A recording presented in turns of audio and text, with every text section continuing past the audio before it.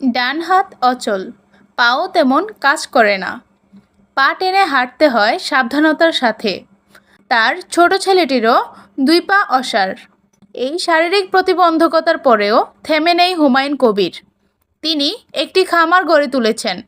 খামারটির অবস্থান কুমিল্লা বুড়িচং উপজেলার মিথিলাপুর গ্রামে। তবে হুমায়ুন কবিরের জীবনযাত্রা 2015 সালের আগে এমন ছিল না। 4 ভাই 3 বোনের মধ্যে হুমায়ুন কবির সবার বড়। প্রাণিবিদ্যায় ভিক্টোরিয়া কলেজ থেকে স্নাতকোত্তর ডিগ্রি নিয়েছেন। একটি কলেজে চাকরি করতেন, কিন্তু সপ্তাহে 3 দিনের কাজ তাকে বিরক্ত করে। তিনি আরও বেশি কাজ খুঁজতে থাকেন, যোগ দেন বহুজাতিক কোম্পানিতে।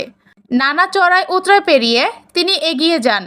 এক পর্যায়ে 2.25 লাখ টাকাও বেতন পেতেন, গাড়ি, আবাসিক ব্যবস্থা সহ নানা সুবিধা। কঠোর পরিশ্রম করে কোম্পানির উন্নতিতেও ভূমিকা রাখেন।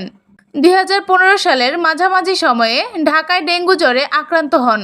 মস্তিষ্কে রক্তক্ষরণে ডান হাত ও পা অকেজো হয়ে যায়। বন্ধ হয়ে যায় কথা। ফিরে আসেন গ্রামের বাড়ি মিথিলাপুরে।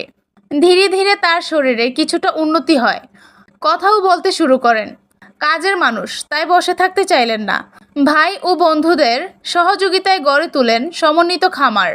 তাকে সহযোগিতা করতে প্রবাস জীবন ফেলে দেশে চলে আসেন তার ছোট ভাই সাইদুল কবির মুন্না।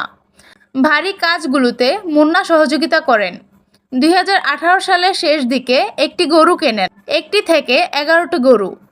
নিজেদের 3টি পুকুরে মাছ চাষ করেন সবজিও, আছে মুরগি ও হাঁস।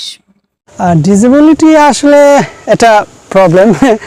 প্রথমে এটা ডিফাইন করতে হবে, দেন কাম টু দ্য সলিউশন।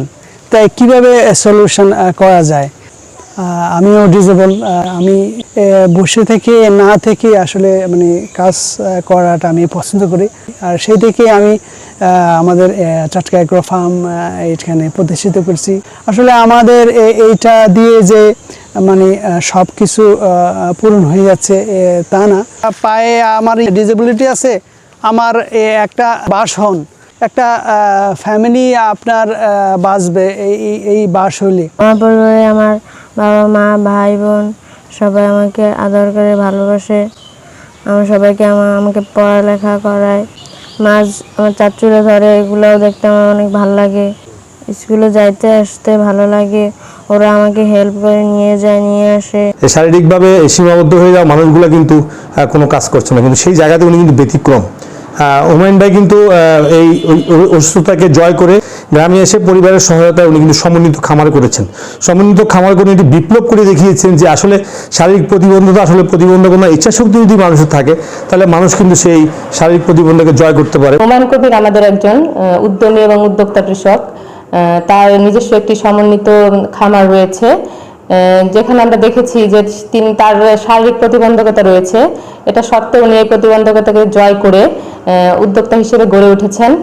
আসলে উনি আমাদের যারা শিক্ষিত তরুণ রয়েছেন, তরুণ উদ্যোক্তা হতে চান বা বেকার বসে আছেন, তাদের জন্য একটা অনুপ্রেরণা মূলক আমি মনে করব।